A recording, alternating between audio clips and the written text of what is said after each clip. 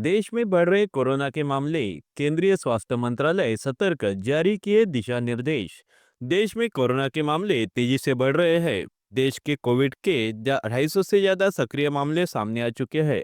समाचार agency PTI ने सूत्रों के हवाले से बताया कि केंद्रीय स्वास्थ्य सचिव ने कोविड मामलों में हाल ही में हुई वृद्धि के बाद शनिवार को एक समीक्षा बैठक की अध्यक्षता की।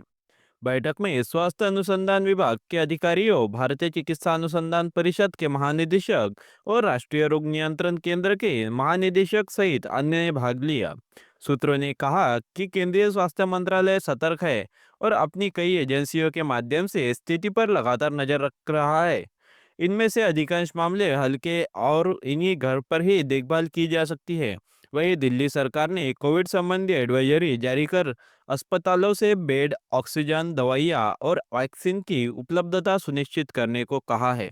स्वास्थ्य संस्थानों को जीनोम सीक्वेंसिंग के लिए सभी पॉजिटिव सैंपल लोकनायक अस्पताल भेजने का निर्देश दिया गया है।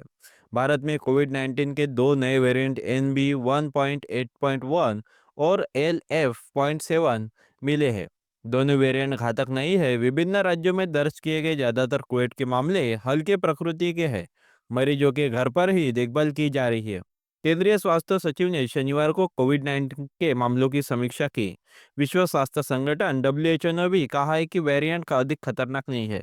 दोनों वेरिएंट पर WHO की नज़र है, क्योंकि इन वेरिएंट के कारण चीन और एशिया के कुछ हिस्सों में कोविड मामले बढ़ रहे हैं। भारतीय सार्स कोव 2 जीनोमिक्स कन्वर्टिंग्स के डाटा के अनुसार अप्रैल में तमिलनाडु में NB 1.8.1 का एक मामला मिला। मई में गुजरात में LF.7 के 4 मामले मिले। 19 मई तक देश में कोविड के 257 सक्रिय मामले थे। भारत में सबसे अधिक JN 1.1 वेरिएंट के मामले मिले हैं। कोरोना से 2 लोगों की मौत। शनिवार को ठाणे में कोविड 19 के एक मरीज की मौत हो गई। बेंगलुरु में भी कोविड से 84 वर्षीय एक व्यक्ति की मौत हो गई। महाराष्ट्र में 47, दिल्ली के कोविड में 23 नए मामले दर्ज किए गए हैं। केरल में अब तक 273 मामलों का पता चला है।